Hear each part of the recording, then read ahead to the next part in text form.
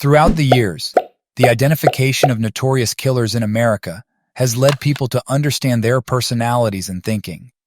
One would say that most serial killers wouldn't send letters to the police, call them to report their murders, and leave codes to keep them guessing about themselves. Well, this serial killer, who refers to himself as the Zodiac, did all that while committing his murders. Hi, welcome to our channel. Perhaps you've watched the critically acclaimed film Zodiac by David Fincher. And if you don't know it yet, the movie was based on a real serial killer who referred to himself as the Zodiac. America has had a lot of notorious killers throughout history, but the Zodiac intrigues many to this day because of his bizarre killings and his apparent yearning for publicity.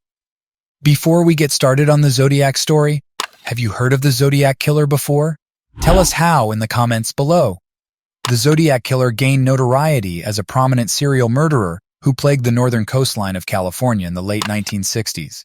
This individual became famous for sending puzzling communications to the media, openly challenging law enforcement and journalists with intricate codes and explicit portrayals of his crimes. While the Zodiac Killer asserted that he had taken the lives of as many as 37 individuals in his messages, there are officially 5 murders attributed to him. His identified victims encompass David Arthur Faraday, Betty Lou Jensen, Cecilia Ann Shepard, Paul Lee Stein, and Darlene Elizabeth Farron. The Zodiac Killer's modus operandi involved selecting couples as his targets and assaulting 3 separate pairs of young individuals throughout his murderous spree. Remarkably, 2 of the male victims managed to survive. In 1969, after his second attack, the Zodiac personally contacted the police to report the crime and lay claim to a previous dual homicide. Now let's review the timeline of the Zodiac's killing and go back to where he first made his public attack. On a night 5 days before Christmas, high school students Betty Lou Jensen and David Faraday embarked on their first official date. David assured Betty Lou's parents that they would return home by 11 p.m. Around that designated time, passing drivers noticed the Rambler car containing the young couple parked at a romantic spot near Lake Herman Road in Benicia, California. Within moments, another motorist observed 2 motionless bodies by the roadside. Responding swiftly, Benicia police and other authorities arrived at the scene. Tragically, Betty Lou was discovered lifeless with 5 gunshot wounds in her back, while David was located near the Rambler with a gunshot wound to his head, barely alive. The car exhibited bullet holes in its roof and rear window, hinting that the assailant might have fired shots as a warning to coerce the victims out of the vehicle. The ballistic evidence suggested that the perpetrator used a .22 caliber firearm, potentially a J.C. Higgins Model 80 semi-automatic pistol. Investigative authorities at the time believed that the 2 teenagers were likely chosen at random, victims of an unknown stranger who killed them for motives that remained elusive. 6 months passed before the Zodiac committed murder again. Darlene Farron, 22, was a wife and mother and also a popular waitress at a restaurant in Vallejo. On the evening of July 4th, she gave a ride to her friend, Michael McGough, and parked her Corvair in the parking lot of Blue Rock Springs Park. According to Michael's later account to the police, another vehicle entered the lot around midnight, departed, and then returned after a few minutes. The driver of that vehicle exited, used a powerful light to illuminate the area, and then fired shots at the Corvair using a 9mm handgun. Michael suffered gunshot wounds to his jaw, shoulder, and leg, while Darlene was struck multiple times. At 12:40 p.m., a call was made to the Vallejo Police Department from a gas station payphone. This call was later traced. During the call, a man with a low, monotonous voice asserted responsibility for the shooting and also claimed to be the perpetrator behind the murders at Lake Herman Road. According to the police dispatcher, the caller's words were as follows. "I want to report a murder. If you go 1 mile east on Columbus Parkway, you will find kids in a brown car. They were shot with a 9mm Luger. I also killed those kids last year. Goodbye." Darlene was pronounced dead upon arrival at the hospital, while Michael managed to survive his injuries. Despite a thorough investigation, law enforcement was still unable to pinpoint any viable suspects in the case at the time. Are you seeing any patterns so far in the Zodiac's murders? Let us know what you think in the comments below. His third public murder happened on a Saturday in late September involving Brian Hartnell and Cecilia Shepard, both college students who were enjoying a leisurely time by the shore of Lake Berryessa, situated about 30 miles to the north of Napa, California. A man emerged holding a firearm while dressed in a hooded costume, featuring a white cross circle emblem stitched over the chest. He informed them that he had escaped from prison and needed money and a vehicle to flee to Mexico. Utilizing pre-cut lengths of plastic clothesline, the unknown individual bound their wrists together. Suddenly, and without warning, he brutally stabbed Brian in the back 6 times using a large knife. Subsequently, he attacked Cecilia, stabbing her a total of 10 times as she fiercely fought for her survival. The man then proceeded to Brian's car and used a pen to draw a cross circle on the car door. Within the circle, he noted the dates and locations of previous attacks. The date, September 27, 69, the time, 6:30, and the inscription, by knife. At 7:40 p.m., an individual contacted the Napa Police Department to report a double murder. This caller provided a description of Brian's car, guided the police to the crime scene, and openly confessed, stating, "I'm the one who did it." Police traced the call to a payphone at a car wash in Napa.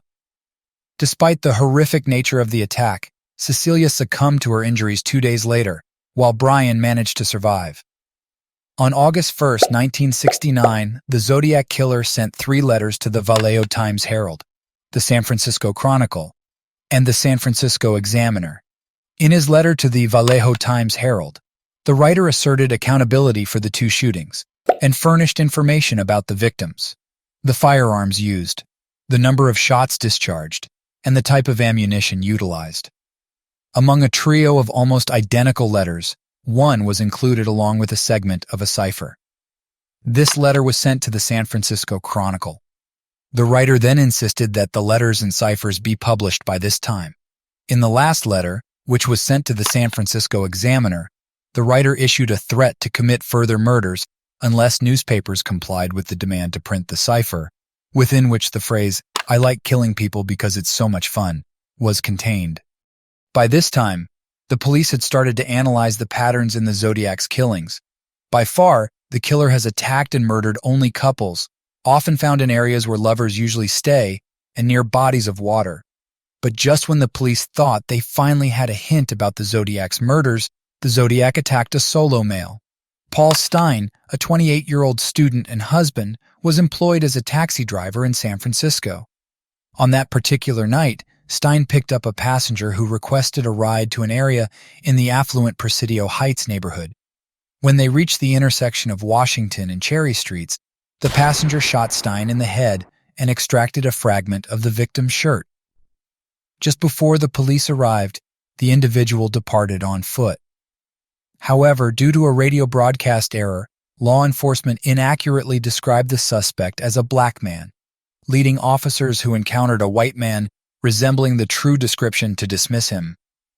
Fingerprints found on the driver's side of the taxi were possibly linked to the perpetrator, and a composite sketch was generated based on descriptions provided by witnesses.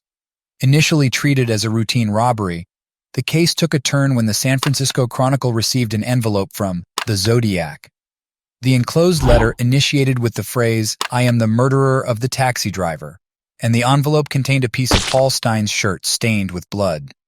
The Zodiac contradicted leaving fingerprints and contended that the police sketch was inaccurate due to his use of a disguise.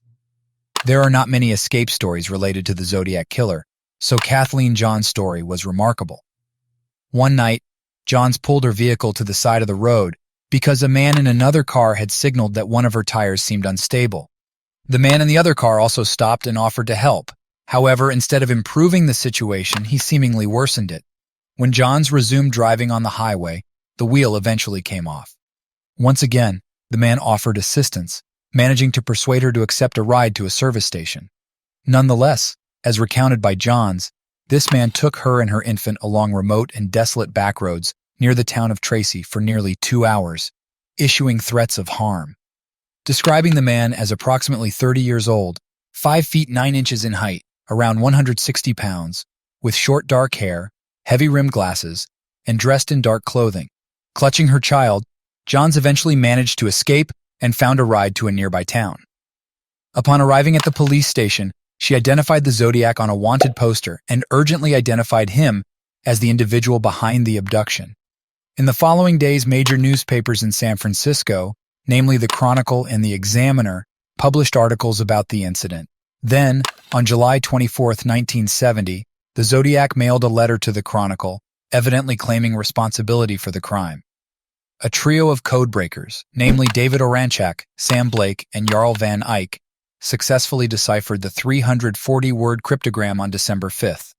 This cryptogram had been sent by the killer to the San Francisco Chronicle on November 8, 1969, after a call was aired on KGO television between host Jim Dunbar and lawyer Melvin BELLI, and the caller who claimed to be the Zodiac.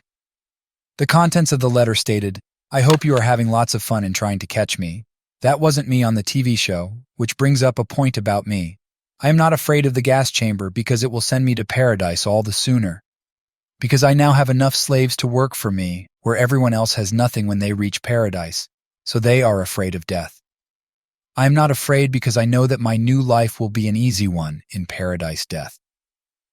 After taunting law enforcement and the general populace with nearly 20 messages, he seemed to disappear during the latter part of the 1970s. Nevertheless, his disturbing influence persists, as he served as an inspiration for 3 actual imitators in committing crimes, along with numerous books, television programs, and movies. Perhaps most notably, he served as the model for Clint Eastwood's antagonist in the movie Dirty Harry. What are your final thoughts about this unsolved case of the Zodiac Killer? Could the police have done better? Or was the Zodiac Killer just so genius that he managed to remain elusive the whole time? Comment your thoughts below, and if you enjoyed this video, please give it a like, click subscribe, and hit the notification bell. Thanks for watching.